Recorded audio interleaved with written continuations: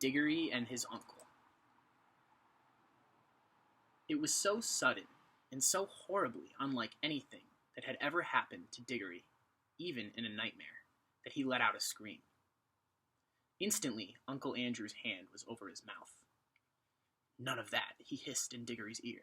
"If you start making a noise, your mother'll hear about it, and you'll know what a fright might do to her." As Diggory said afterward, the horrible meanness of getting at a chap in that way almost made him sick. But of course, he didn't scream again. "That's better," said Uncle Andrew. "Perhaps you couldn't help it. It is a shock when you first see someone vanish. Why, it gave even me a turn when the guinea pig did it the other night." "Was that when you yelled?" asked Diggory. "Oh, you heard that, did you? I hope you haven't been spying on me." "No, I haven't," said Diggory indignantly. "But what's happened to Polly?" "Congratulate me, dear boy," said Uncle Andrew, rubbing his hands. "My experiment has succeeded. The little girl's gone, vanished, right out of the world." "What have you done to her?" "Sent her to, well, another place." "What do you mean?" asked Diggory. Uncle Andrew sat down and said, "Well, I'll tell you all about it. Have you ever heard of old Mrs. LeFay?" "Wasn't she a great aunt or something?" said Diggory. "Not exactly," said Uncle Andrew. "She was my godmother. That's her, there on the wall." Diggory looked and saw a faded photograph. It showed the face of an old woman in a bonnet, and he could now remember that he had once seen a photo of the same face in an old drawer at home in the country. He had asked his mother who it was, and Mother had seemed not to want to talk about the subject much. It was not at all a nice face, Diggory thought, though of course with those early photographs one could never really tell. "Wasn't there something wrong about her, Uncle Andrew?" he said. "Well," said Uncle Andrew with a chuckle, "it depends on what you call wrong. People are so narrow-minded. She certainly got very strange in later life. Did very unwise things. That was why they shut her up." "In an asylum, do you mean?"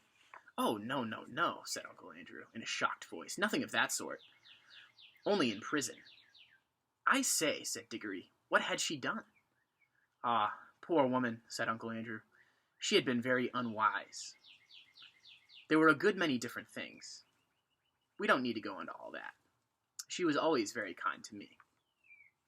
"But look here, what has all this got to do with Polly? I do wish you'd—" "All in good time, my boy," said Uncle Andrew. "They let old Mrs. LeFay out before she died, and I was one of the very few people whom she would allow to see her in her last illness. She had got to dislike ordinary, ignorant people, you understand. I do myself. But she and I were interested in the same sort of things. It was only a few days before her death that she told me to go to an old bureau in her house and open a secret drawer and bring her a little box that I would find there. The moment I picked up the box, I could tell by picking in my fingers. I could tell by the prickling in my fingers that I had some great secret in my hands. And she gave it to me and made me promise that as soon as she was dead, I would burn it, unopened, with certain ceremonies. That promise I did not keep." "Well, that was pretty rotten of you," said Diggory. "Rotten," said Uncle Andrew, with a puzzled look.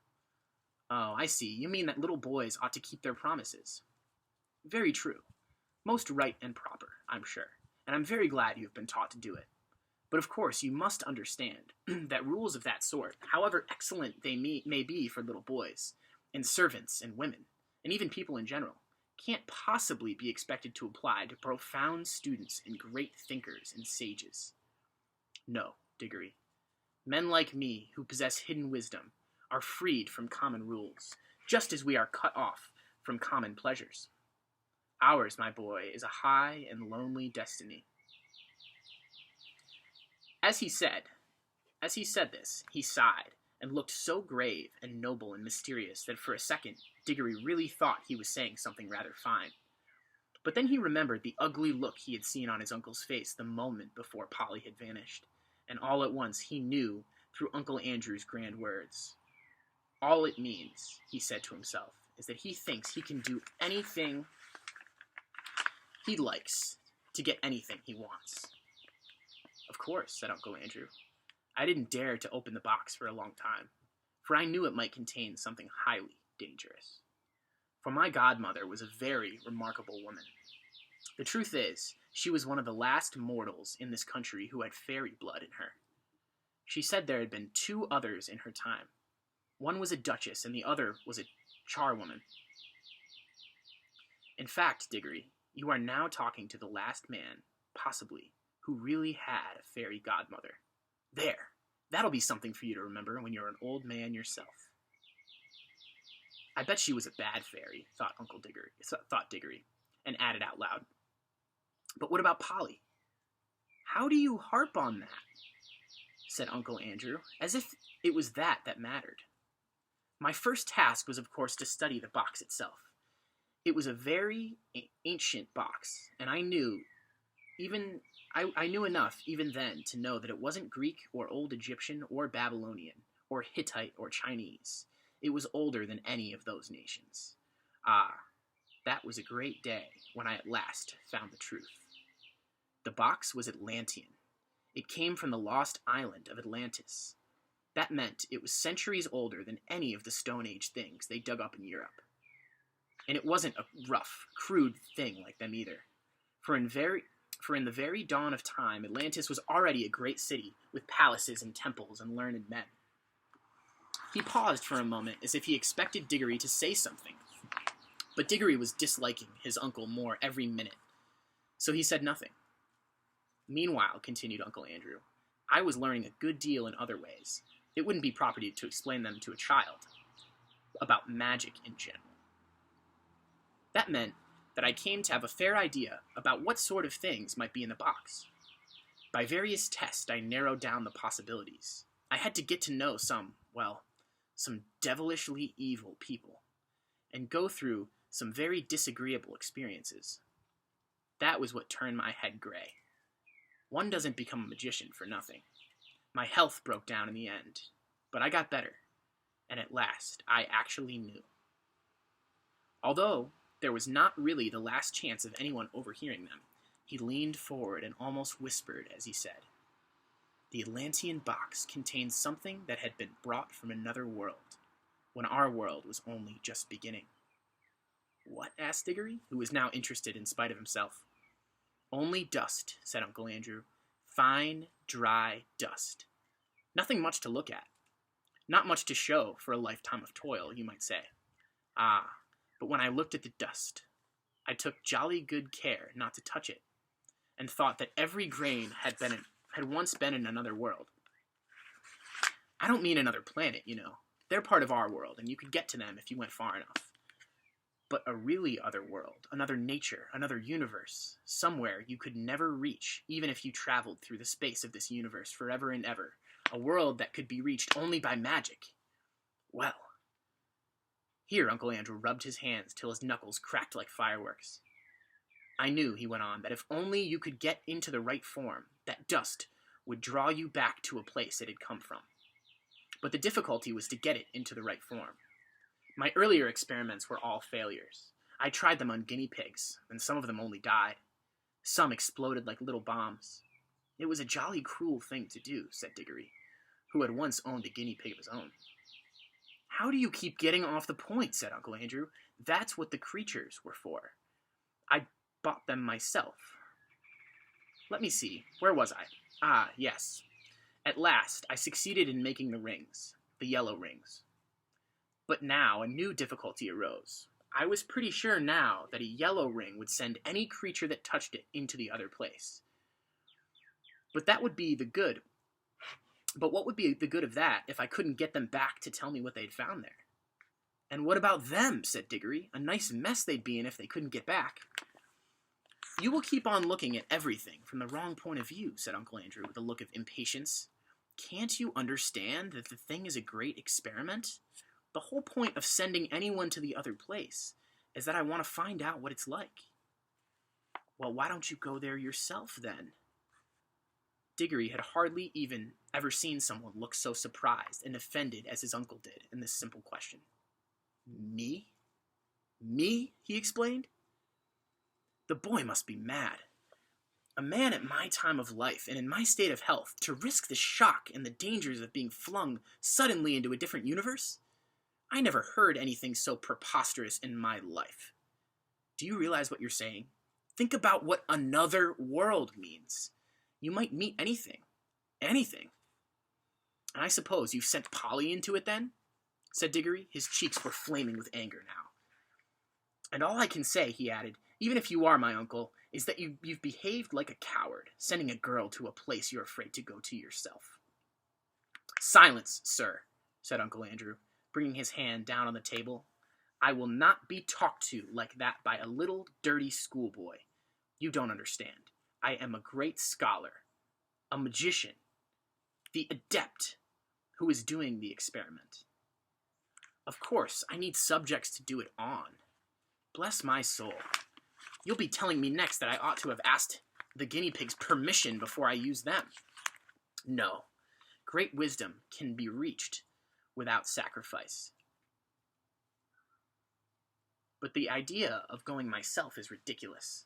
It's like asking a general to fight as a common soldier. Supposing I got killed, what would become of my life's work? Oh, do stop jawing, said Diggory. Are you going to bring Polly back? I was going to tell you when you so rudely interrupted me, said Uncle Andrew, that I did at last find a way of doing the return journey. The green rings draw you back. But Polly hasn't got a green ring. No, said Uncle Andrew with a smile. Then she can't get back, shouted Diggory. That's exactly the same as if you'd murdered her. She can get back, said Uncle Andrew, if someone else will go after her, wearing the yellow ring himself and taking 2 green rings, one to bring himself back and one to bring her back. And now, of course, Diggory saw the trap in which he was caught, and he stared at Uncle Andrew, saying nothing, when his mouth opened wide. His cheeks had gone very pale. I hope, said Uncle Andrew, presently in a very high and mighty voice, just as if he were a perfect uncle who had given one a handsome tip and some good advice. I hope, Diggory, you are not given to showing the white feather. I should be very sorry to think that anyone in our family had not enough honor and chivalry to go to the aid of a lady in distress. Oh, shut up, said Diggory. If you had any honor and all that, you'd be going yourself. But I know you won't. All right, I see I've got to go. But you are a beast. I suppose you planned the whole thing so that she'd go without knowing it, and then I'd have to go after her. Of course, said Uncle Andrew, with his hateful smile. Very well, I'll go. But there's one thing I jolly well mean to say first. I didn't believe in magic till today. I see now it's real. And well, if it is, I suppose all the old fairy tales are more or less true. And you're simply a wicked, cruel magician like the ones in the stories. Well, I've never read a story in which people of that sort weren't paid out in the end, and I bet you will be, and serve you right. Of all the things Diggory had said, this was the first that really went home. Uncle Andrew started, and there came over to his face a look of such horror that, beast though he was, you could almost feel sorry for him. But a second later he smoothed it all away, and said with a rather forced laugh, Well, well, I suppose that is a natural thing for a child to think, brought up by women, as you have been. Old wives' tales, huh? I don't think you need worry about my danger, Diggory. Wouldn't it be better to worry about the danger of your little friend? She's been gone for some time. If there are any dangers over there, well, it would be a pity to arrive a moment too late. A lot you care, said Diggory fiercely, but I'm sick of this jaw. What have I got to do? You really must learn to control that temper of yours, my boy, said Uncle Andrew coolly. Otherwise, you'll grow up to be just like your Aunt Letty. Now, attend to me. He got up, put on a pair of gloves, and walked out over to the tray containing the rings. They only work, he said, if they're actually touching your skin. Wearing gloves, I can pick them up like this, and nothing happens. If you carried one in your pocket, nothing would happen. But of course, you'd have to be careful not to put your hand in your pocket and touch it by accident. The moment you touch a yellow ring, you vanish out of this world. When you're in the other place, I expect. Of course, this hasn't been tested yet, but I expect that the moment you touch a green ring, you vanish out of that world, and I expect reappear in this. Now, I take these 2 greens and drop them into your right pocket. Remember very carefully which pocket the greens are in. G for green and R for right. GR, you see, which are the first 2 letters of green. One for you and one for the little girl. And now, you pick up a yellow one for yourself. I should put it on your finger if I were you. There'll be less chance of dropping it. Diggory had almost picked up the yellow ring when he suddenly checked himself. Look here, he said, what about Mother? Suppose she asks where I am. The sooner you go, the sooner you'll be back, said Uncle Andrew cheerfully. But you don't really know whether I can get back. Uncle Andrew shrugged his shoulders, walked across the door, unlocked it, threw it open, and said, Oh, very well then, just as you please. Go down and have your dinner. Leave the little girl to be eaten by wild animals, or drowned, or starved in the other world, or lost there for good. If that's what you prefer. It's all one to me. Perhaps, before tea time, you'd better drop in on Mrs. Plummer and explain that she'll never see her daughter again, because you were afraid to put on a ring. By gum, said Diggory, don't I just wish I was big enough to punch your head.